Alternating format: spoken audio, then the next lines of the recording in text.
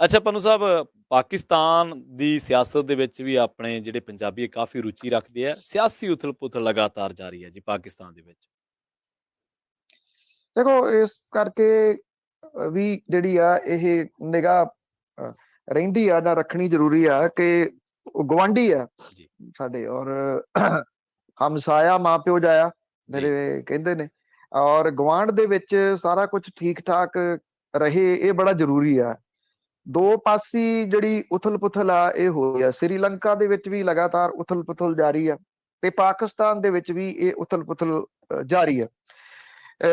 ਪਾਕਿਸਤਾਨ ਦੇ ਵਿੱਚ ਜਿਵੇਂ ਇਹ ਹੁਣ ਕਿਹਾ ਜਾ ਰਿਹਾ ਹੈ ਕਿ ਅਮਰੀਕਾ ਦੀ ਦਖਲਅੰਦਾਜ਼ੀ ਬਹੁਤ ਹੈ ਤੇ ਇਹ ਬਿਰਤਾਂਤ ਸਿਰਜਣ ਦੀ ਕੋਸ਼ਿਸ਼ ਕੀਤੀ ਜਾ ਰਹੀ ਆ ਕਿ ਅਮਰੀਕਾ ਚਾਹੁੰਦਾ ਹੈ ਕਿ ਇਮਰਾਨ ਖਾਨ ਹੁਰੀ ਅਹੁਦੇ ਦੇ ਉੱਤੇ ਨਾ ਰਹਿਣ।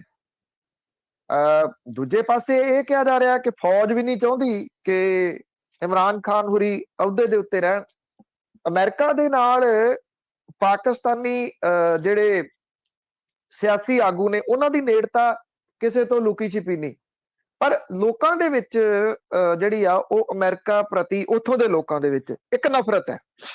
ਉਹਦੇ ਬਾਵਜੂਦ ਇਹ ਸਾਰਾ ਕੁਝ ਕੀਤਾ ਜਾਂਦਾ ਰਿਹਾ। ਜੇ ਤੁਸੀਂ ਜਦੋਂ 9/11 ਹੁੰਦਾ, ਉਦੋਂ ਬਾਅਦ ਜਦੋਂ ਅਮਰੀਕਾ ਆਪਣਾ ਲੈ ਕੇ ਸਾਜੋ ਸਮਾਨ ਅਫਗਾਨਿਸਤਾਨ ਤੇ ਧਾਵਾ ਬੋਲਣ ਲਈ ਤੁਰਦਾ ਹੈ ਤੇ ਉਹ ਰਾਤ ਨੂੰ ਉਠਾਉਂਦਾ ਪਾਕਿਸਤਾਨ ਨੂੰ, 10 ਬਈ ਕਿਹਦੇ ਵੱਲ ਹੈ, ਤੇ ਉੱਥੇ ਪਾਕਿਸਤਾਨ ਨੇ ਦੱਸਣਾ ਕੀ ਹੁੰਦਾ, ਉਹਦੇ ਹਾਕਮਾਂ ਨੇ ਕੱਖ ਵੀ ਨਹੀਂ, ਉਹ ਦੱਸ ਨਹੀਂ ਸਕਦੇ ਕਿਉਂਕਿ ਕਰਜ਼ਾ ਬਹੁਤ ਅਮਰੀਕਾ ਦਾ ਜਿਹੜਾ ਉਹ ਦੇਣ ਵਾਲਾ। ਫਿਰ ਚਾਈਨਾ ਤੋਂ ਵੀ ਉਹਨੇ ਕਰਜ਼ਾ ਚੁੱਕਿਆ ਹੋਇਆ। ਪਿਛਲੇ ਦਿਨੀ ਇਮਰਾਨ ਖਾਨ ਹੋਰੀ ਰਸ਼ੀਆ ਵੀ ਗੇੜਾ ਮਾਰ ਆਏ। ਰਸ਼ੀਆ ਉਧਰ ਯੂਕਰੇਨ ਦੇ ਨਾਲ ਉਲਝ ਗਿਆ, ਇਸ ਕਰਕੇ ਉਹ ਬਹੁਤਾ ਇਸ ਪਾਸੇ ਵੱਲ ਧਿਆਨ ਨਹੀਂ ਦੇ ਸਕਿਆ। ਉਂਝ ਵੀ ਰਸ਼ੀਆ ਨੇ ਇਸ ਕਰਕੇ ਧਿਆਨ ਜ਼ਿਆਦਾ ਨਹੀਂ ਸੀ ਦੇਣਾ ਕਿ ਉਹ ਭਾਰਤ ਨੂੰ ਆਪਣਾ ਮਿੱਤਰ ਮੁਲਕ ਮੰਨਦਾ।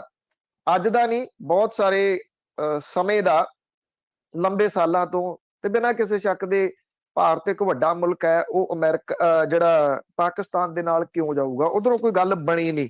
ਉੱਥੋਂ ਅਸਲ ਦੇ ਵਿੱਚ ਇਹ ਸਿਆਸੀ ਉਥਲ ਪੁਥਲ ਜਿਹੜੀ ਆ ਉਹ ਸ਼ੁਰੂ ਹੋਈ।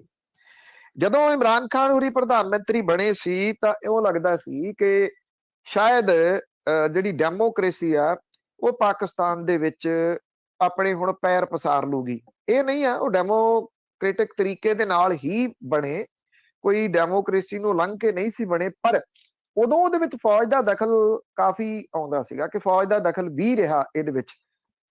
ਔਰ ਹੁਣ ਫੌਜ ਜਿਹੜੀ ਆ ਉਹ ਇਮਰਾਨ ਖਾਨ ਨੂੰ ਨਹੀਂ ਚਾਹੁੰਦੀ, ਇਹ ਕਿਹਾ ਜਾ ਰਿਹਾ ਕਿਉਂਕਿ ਇਮਰਾਨ ਖਾਨ ਹੋਰਾਂ ਨੇ ਫੌਜ ਨੂੰ ਕੰਟਰੋਲ ਕਰਨ ਦੇ ਵਾਸਤੇ ਕੁਝ ਕੋਸ਼ਿਸ਼ਾਂ ਕੀਤੀਆਂ ਤੇ ਉਹਨਾਂ ਨੇ ਪਟਕਣੀ ਜਿਹੜੀ ਸੀ ਉਹ ਇਮਰਾਨ ਖਾਨ ਨੂੰ ਮਾਰ ਦਿੱਤੀ। ਹੁਣ ਇਹਦੇ ਵਿੱਚ ਪਾਕਿਸਤਾਨ ਦੀ ਸੁਪਰੀਮ ਕੋਰਟ ਵੀ ਸ਼ਾਮਲ ਹੋ ਗਈ ਹੈ। ਸੂਓ ਮੋਟੋ ਲਿਆ ਸੁਪਰੀਮ ਕੋਰਟ ਨੇ, ਔਰ ਇਹ ਅੱਜ ਵੀ ਜਾਰੀ ਰਹੂਗੀ ਸੁਣਵਾਈ, ਕੱਲ ਵੀ ਹੁੰਦੀ ਰਹੀ ਆ। ਸੁਪਰੀਮ ਕੋਰਟ ਨੇ ਕਿਹਾ ਕਿ ਜਿਹੜੇ ਇੰਟਰਮ ਪ੍ਰਧਾਨ ਮੰਤਰੀ ਆ ਉਹਦੇ ਵਾਸਤੇ ਨਾਮ ਸੁਜੈਸਟ ਕਰੋ। ਉਹ ਪ੍ਰਧਾਨ ਮੰਤਰੀ ਨੂੰ ਵੀ ਕਿਹਾ ਤੇ ਵਿਰੋਧੀ ਧਿਰ ਦੇ ਆਗੂ ਨੂੰ ਵੀ।